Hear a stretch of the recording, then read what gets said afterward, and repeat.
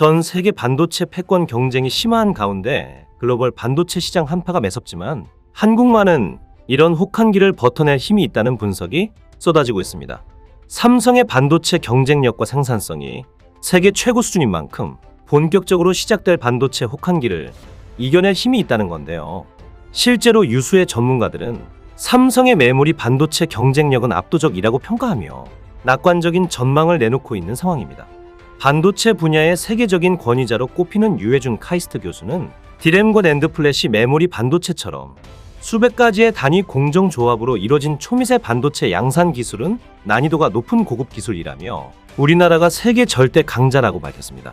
유 교수는 삼성이 보유한 기술은 다른 나라에서 습득하기 어렵다며 삼성의 경우 차세대 기술 투자 규모가 어마어마해 수익 회복 시점엔 다른 곳과 격차를 더 벌릴 수 있을 것이라고 말했습니다.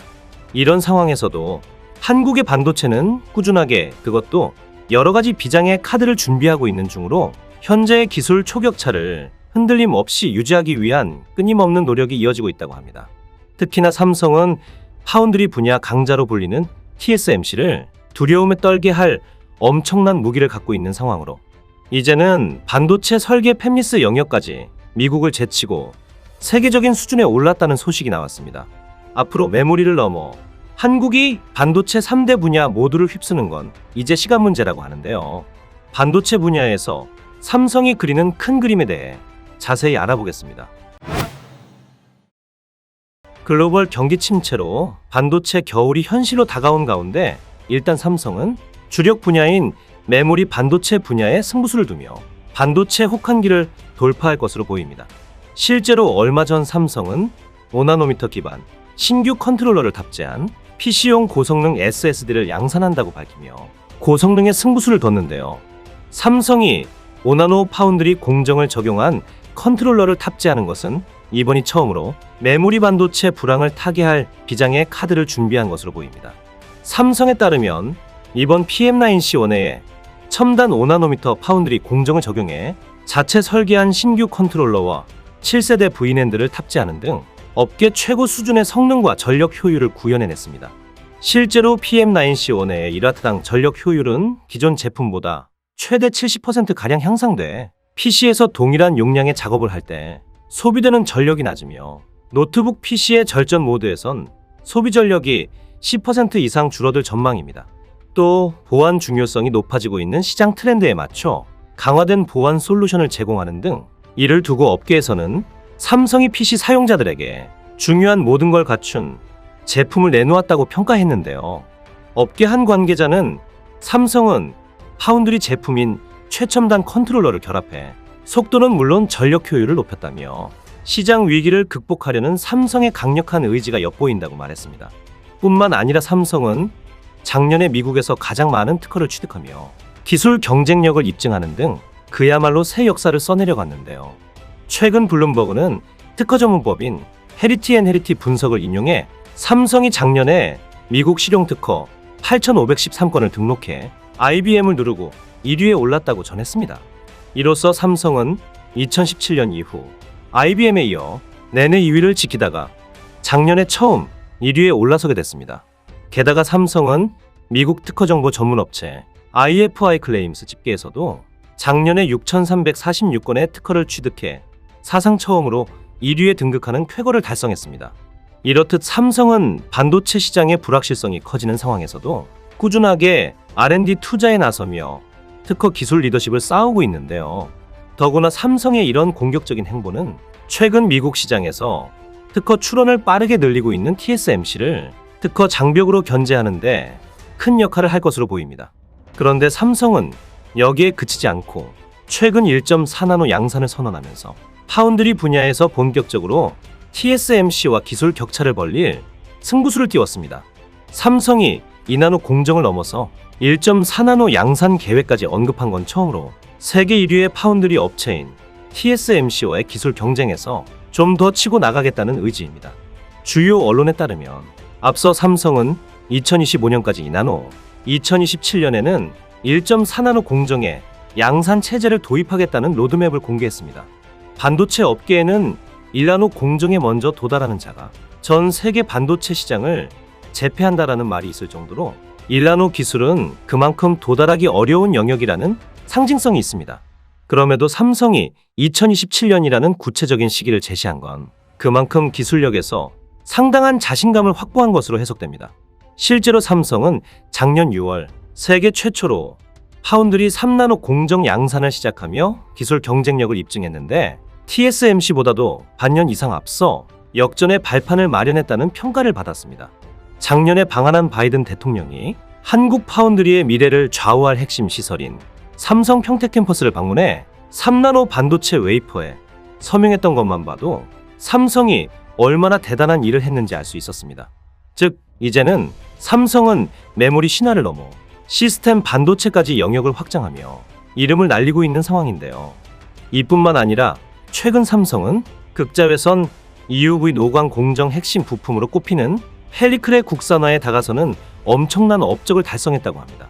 특히 EUV 펠리클은 그동안 외산이 독점하던 것이어서 우리 자체 기술로 개발했다는 건 정말 남다른 의미가 있는데요.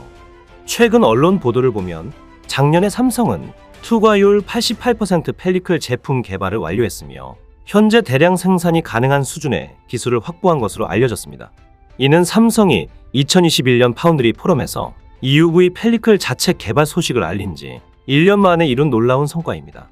현재 EUV 펠리클 시장은 EUV 노광 장비를 독점 공급하는 네덜란드 ASML과 일본 미스 이화학이 선점하고 있는데 펠리클 수급이 본격화되면 외산 제품 의존도가 높아집니다. 아직 펠리클 사용량이 많지 않은 삼성이지만 앞으로 EUV 수요가 늘면 공급망 안정화를 위해 선제 투자가 필요합니다. 이 때문에 TSMC도 EUV용 펠리클 확보를 위해 자체 제품을 개발하고 있는 중으로 업계에서도 올해 EUV 펠리클 수요가 작년보다 2배 가까이 늘어날 것으로 보고 있습니다. 즉 삼성은 선제적으로 EUV 펠리클 개발에 뛰어들면서 미래 수요 대응과 공급 다변화를 착실히 준비하는 등 삼성만의 또 다른 무기를 확보한 겁니다. 심지어 삼성은 TSMC를 타도할 파운드리 분야에서 인수합병을 준비 중인 것으로 알려지면서 TSMC를 크게 긴장하게 만들었는데요. 반도체 업계에 따르면 삼성은 최근 국내외 파운드리 회사를 비롯해 다양한 인수합병 대상을 물색하고 있는 것으로 알려졌습니다. 최근 반도체 업계에서 패키징을 비롯한 후공정 기술력의 중요성이 커지고 있는 만큼 세계 2위 패키징 기업인 엠코를 비롯해 크고 작은 기업이 삼성의 인수합병 쇼핑 리스트에 들어가 있는 것으로 전해집니다. 일반적으로 반도체 분야는 인수합병이 활발한 영역으로 특히나 삼성과 같은 종합반도체 기업은 인수합병을 선호하는데 단기간에 시장 점유율을 끌어올리는 동시에 각종 반도체 IP를 확보할 수 있기 때문입니다. 실제로 삼성은 파운드리 업력이 TSMC보다 짧은 만큼 반도체 IP의 절대적 보유량에서 TSMC에 밀리고 있는데 IP 부족 문제를 해결하기 위해 인수합병이 최선의 선택이라는 전략적 판단이 깔린 것으로 보이는데요. 여기에 더해 최근 정부 차원에서도 반도체 기업을 대상으로 기술 투자, 세액공제 확대를 추진하는 등 반도체가 국가 전략 기술로 굳건히 자리 잡을 수 있도록 힘을 보태고 있는 상황입니다. 그런데 여기서 더 나아가 이제 한국은 반도체 설계 팹리스 영역까지 다변화를 준비하고 있는 중으로 한국의 반도체 미래는 여전히 밝은데요.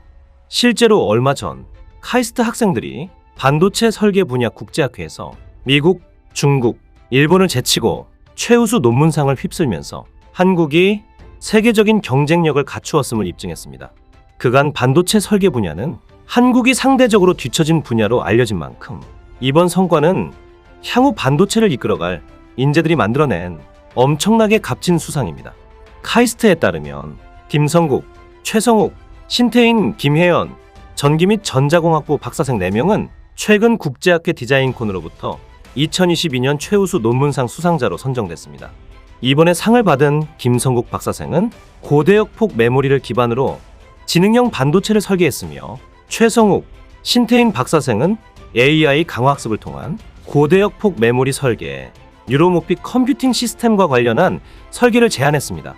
김혜연 박사생은 반도체 설계 문제 중 노이즈 제거와 관련해 디커플링 커패시터 배치 문제를 최적화한 공로를 인정받았습니다.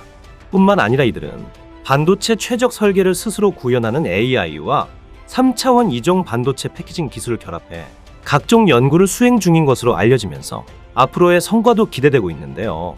최근의 상황을 종합해 볼 때 한국은 독보적인 강점인 메모리 분야에서 계속 초격차를 유지하는 와중에 파운드리 분야와 함께 햅리스까지 모두 섭렵하면서 반도체 3대 분야를 휩쓸 것으로 보입니다. 오늘 준비한 소식은 여기까지입니다. 댓글을 통한 여러분들의 많은 의견 기다리겠습니다. 시청해 주셔서 감사합니다.